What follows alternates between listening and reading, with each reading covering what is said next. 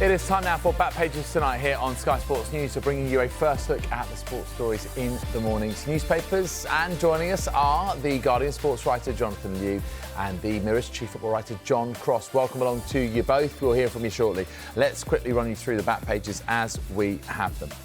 So, Jonathan's paper, The Guardian, sums it up pretty well with Maguire's miracle as they show the defender turned emergency striker wheeling away in celebration of that extra-time winner for Manchester United against Lyon on a truly remarkable night at Old Trafford, it's got to be said. Same story, same player dominates the back page of the Express with the headline Lyon Hearts. Early edition of The Times has Dominic Solanke giving Ange Postecoglou a lifeline with that great win in Frankfurt. So Spurs also through to the Europa League last fall. There's a sidebar on Johnny Sexton joining the Lions coaching staff for their tour of Australia. And we haven't forgotten Arsenal's incredible effort at the Estadio Bernabeu last night, nor has the Telegraph feature on Mikel Arteta's work in crafting that result. They also cover Virgil van Dijk's new deal at Liverpool, and they call him a modern Alan Hansen. Right, welcome once again to Jonathan and to John. We absolutely have to start with that utter bonkers game at Old Trafford.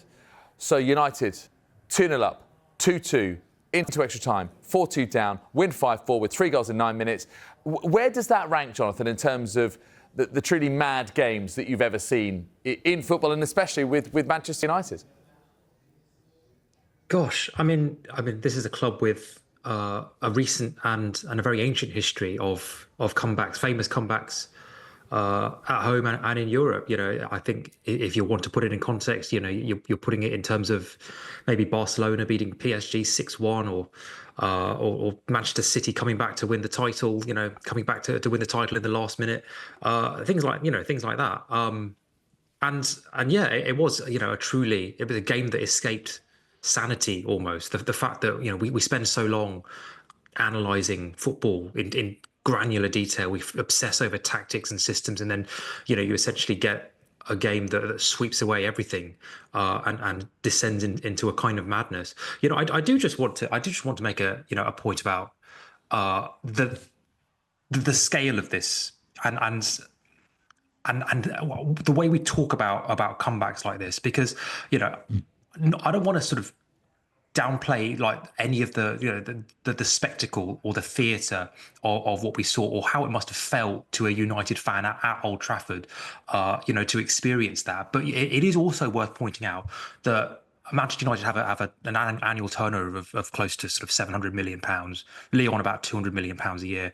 United have players like Maguire. Maguire was signed for 80 million, Casemiro 50 odd million, Ugarte 40 million. And these are players who are not, they're not essential to the club. And so there is this massive disparity in terms of resources, and that's not to downplay what we saw, but it is kind of interesting how when we talk about these great comebacks, whether it's City, whether it's Barcelona, whether it's Real Madrid's remontadas, or whether it's United, how the richest clubs in the world so often get lucky like this, or enjoy these kind of great moments, because we do hear a lot about things like belief and desire and winning mentality, but it does take two clubs. It takes two teams to create a great occasion like that. And Lyon, I think, they ran for 120 minutes. They almost created what I think would have been one of the greatest nights in their recent history.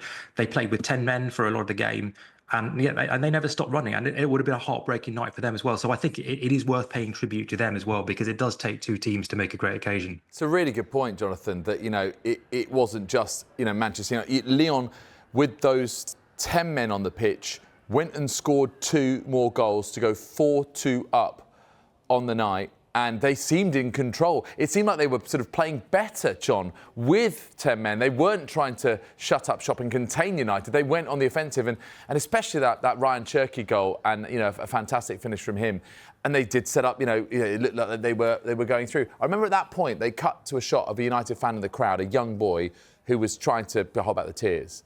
It's a shame they couldn't find him afterwards, because I would have loved to see his reaction at the end. Because I do take Jonathan's point, but surely, for young fans, this is going to be really just staged with them for such a long time. David, he's probably gone home, given up. Sorry to be a killjoy. But look, I mean, I'm kind of with Jonathan on this, really. I think it's the best comeback of the week. Man United have got so many stories like this down the years. And I also don't want to be a killjoy because I've sat there, I've loved it. It's been absolutely amazing. But who got themselves into that mess in the first place? Who made those crazy rash challenges? Who gave away that ridiculous penalty? Sticks the leg out, Luke Shaw. I mean, come on. United have been sloppy and got themselves and then dug themselves out. And then basically, I just think that it was a remarkable comeback. But we shouldn't, sort of paint over the fact that they were absolutely chaotic at the back. They were chaotic at the back last week. They've been chaotic at the back this week.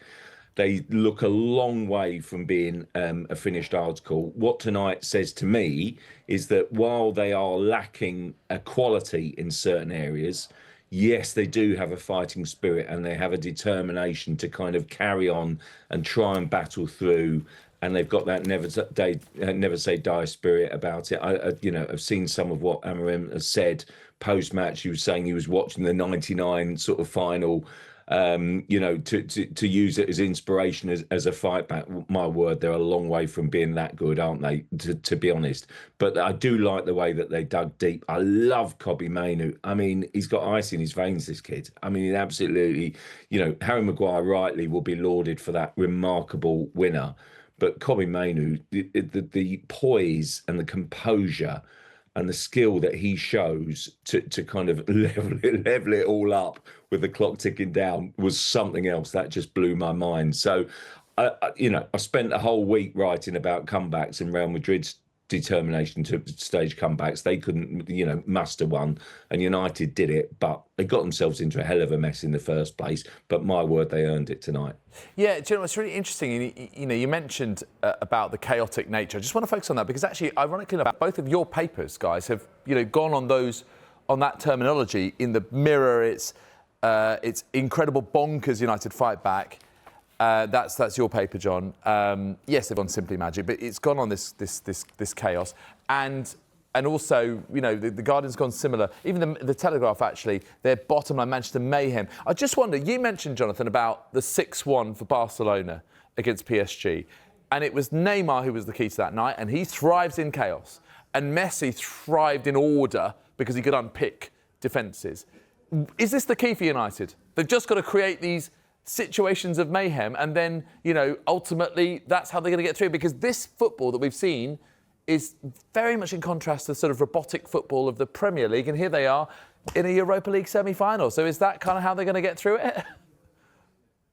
Well, I mean, it took Ole Gunnar Solskjaer to within a shootout of a European trophy, and I think there are two elements here. The first is that obviously United have X-factor individuals, game-changing individuals who, when the play is broken, when almost the game situation demands it, can act on their instincts. And because they're well-paid players, because they're players of pedigree for the most part, certainly experienced guys like Bruno and Casemiro, they can find the solutions. They have the instincts to find the solutions on the pitch. And the other part of it is not just about individual. It's about when the collective mythology of a club becomes so institutionalized, and Real Madrid, of course, are the most famous example here historically, where there is something in the name and the badge and the heritage that almost creates a kind of self-prophesying momentum behind these kind of comebacks, and it's not just into their own players. Fans, crowds, stadiums feel it as well. Oppositions feel it. Sometimes, you suspect even referees feel it. That there is a kind of an irresistible wave of momentum, and especially when United scored that fourth goal tonight, you kind of knew that they weren't going to be playing for penalties, that they were going to get a chance to score a winner. And when that mentality takes root, it can be fatal for the team trying to ward it off, and can become self-prophesying for the team trying to fulfil it. What about the semi-finals then, John? Athletic Club over a couple of legs. I mean, that's going to be a very different prospect, isn't it? Yeah, I mean, part of the charm, I guess, of Athletic Club basically is obviously they're the hosts, potentially, aren't they, of the final? It's at their stadium, so the dream is that they would play in their own stadium for the chance to win it. So, I mean, that will be a hell of a game for United. I mean, I have to say, we are doing a paper review and the Back Pages Tonight review. I mean, I just find it amazing, by the way, just how quickly people turn it around, the Back Pages. And I love sort of kind of focusing on it. I know it's a bit cliche, but I mean, how on earth they turn it around and reflect the mood and they reflect the miracle nature of that kind of fight back. And you get that sense of feeling. I mean, they do update with additions, but my word, to get it off that quickly and to kind of reflect that mood, I think is something else. And to kind of just sum up with pictures, with instant headlines, a sense of feel for it, I think is it is newspapers' own miracle. Frankly, at times I think it's brilliant. Some of the back pages are so inventive. Take particular pride in my own, of course. And but it's great, and I just think it's fantastic now that you've got other English teams going for it in the latter stages. I think United have got the harder of the two semi-finals. Athletic, Bilbao. Basically, it's going to be really, really difficult, I think, for them to progress. But my word, they just keep on going, and so they've got one hell of a chance. Okay, right, that's Manchester United done. We'll take a quick break. When we come back, we'll look at more of the sports stories in the morning's papers, including lots on Tottenham. And the Telegraph also covers Arsenal's win at Madrid on Wednesday and Chelsea's tough night at Legia Warsaw. Both stories on the way for you next. Stay with us.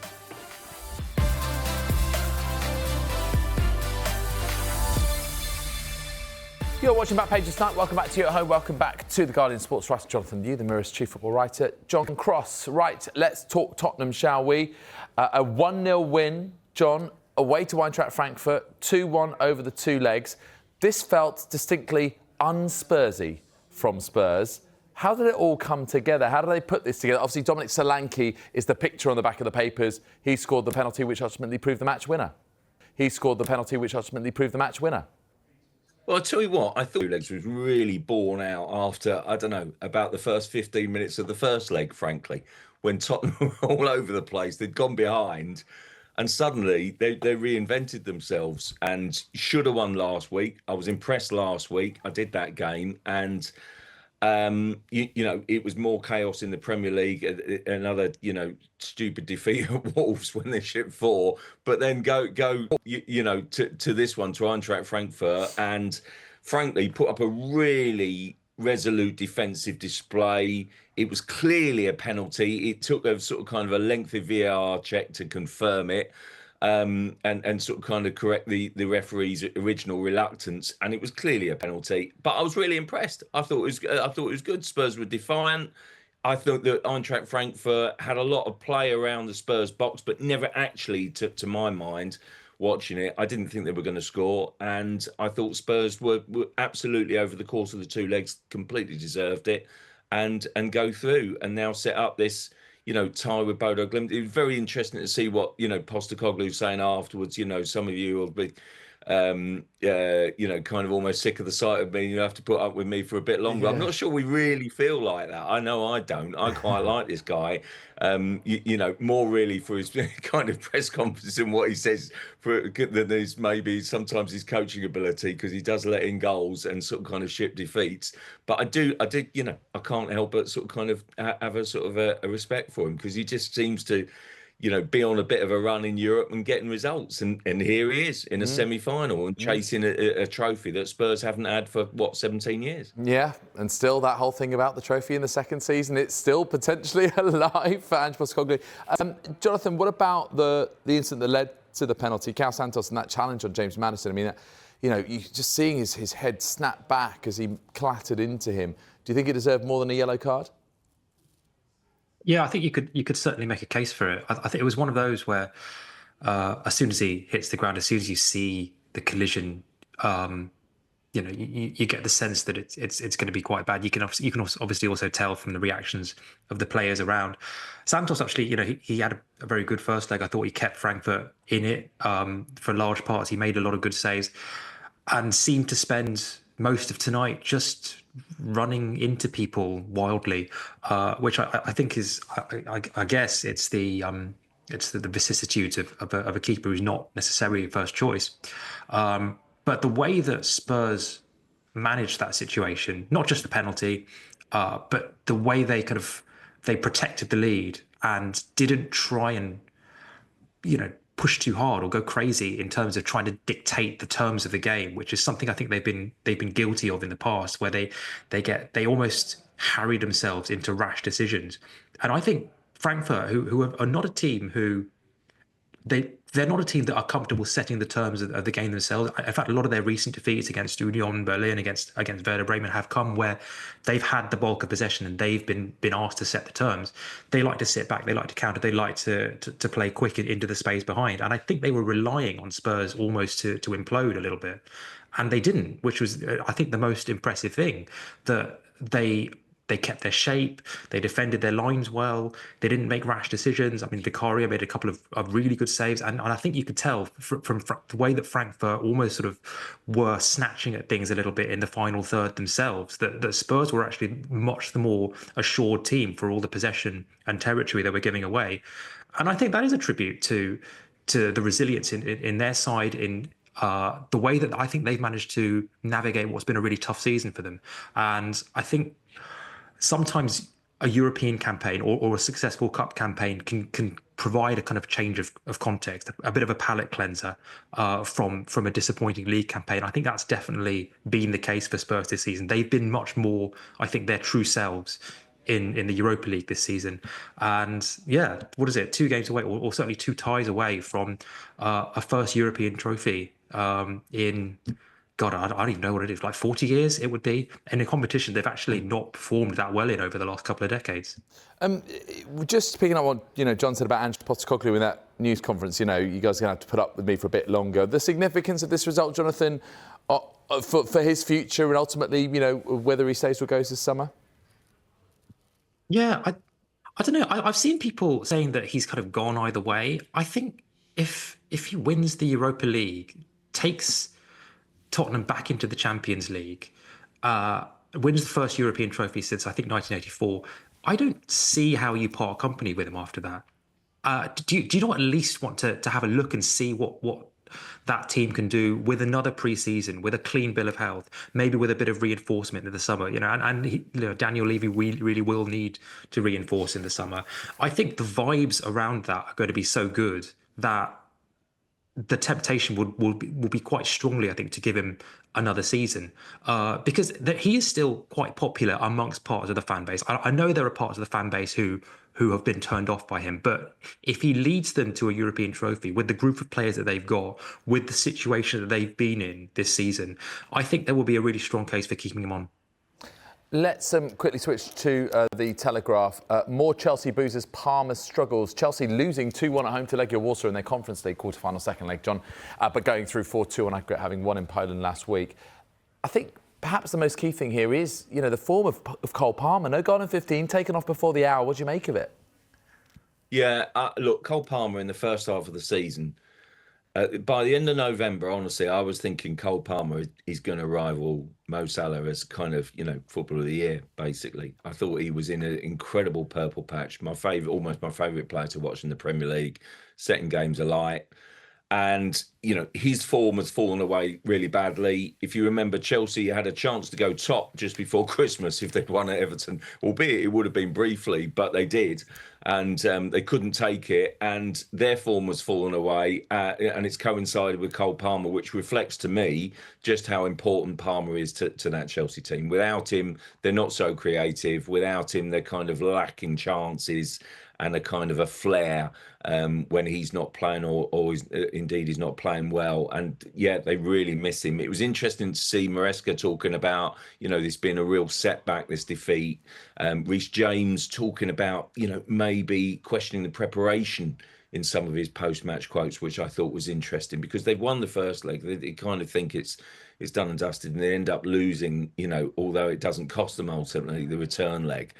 That's not a great look. I would have said that Maresca, it was safe as houses before Christmas, but the way that they've tailed off, and I think if they miss out, on the Champions League and also don't, do particularly well in the Club World Cup, do Chelsea have a decision to make on Maresca this summer? It's not a club famed for sticking by managers. I'd like to think that they will give him a chance because I think he's made progress. But let's be honest here, the second half of the season it probably sets a few alarm bells ringing about Maresca and his long-term kind of ability to really bring back the glory days to Chelsea. And Chelsea fans expect trophies, don't they? John, I'm going to stick with you and with the Telegraph, and they've gone a little bit deeper on how Arsenal managed to beat Real Madrid, both home and away, and reach the Champions League semi-finals. And you were at the game at the Bernabeu, weren't you? Mikel Arteta getting a lot of plaudits, and understandably so, for how he's crafted the victory over the two legs. What do you make of his ascent as a manager, and this being a significant moment in that? Yeah, I think he's found solutions in the Champions League in a way that sometimes Arsenal, I would argue, maybe gone backwards, if you like, in the Premier League. Recruitment last summer wasn't great. They were supposed to be the team that kind of stepped forward if Man City kind of, lost their crown this season. But actually, it's Liverpool who've seized the opportunity, being by far and away the best team in the Premier League, and will be very, very worthy champions indeed, I think. But I do feel, Arsenal have saved their best performances for the Champions League. And yes, they've been missing players. And Arteta, the point in the piece in the Telegraph was that he's found solutions. So that whether that's kind of, Miles Lewis-Skelly at left back, he was excellent again. Declan Rice really embracing a kind of a more marauding midfield role. Just Mikel Merino being the obvious example. He was so good, I thought, Merino in the Bernabeu. Really held the ball up. Really fought for possession and kept the ball. So he's just found those solutions, and I think he has evolved. But I think almost finding your feet and establishing yourself in the Champions League is quite a thing. And I think Arsenal's sort of kind of absence from the competition and then finding a confidence and a belief that, yes, they belong and can get results shouldn't be underestimated. And I think that's where the magic has come for me this season. And I think that will have been established with that win over Real Madrid. They were absolutely swashbuckling in the first game. I thought they were just as good, if not better almost, in the second one because they controlled it so well and they kept Real Madrid at bay. Everyone says, look, it's not a great Real Madrid team. It's obvious. They're not that great this season. But going to the Bernabeu, thwarting the 15-time European champions, that takes some doing and shouldn't be dismissed in any way. It was a really, really impressive double act over the two games for Arsenal and in particular Mikel Arteta. Superb work. Just under a minute to you, Jonathan, to talk about Virgil van Dijk's new contract at Liverpool. 2 down, 1 to go. So how did you sort of react to this news today?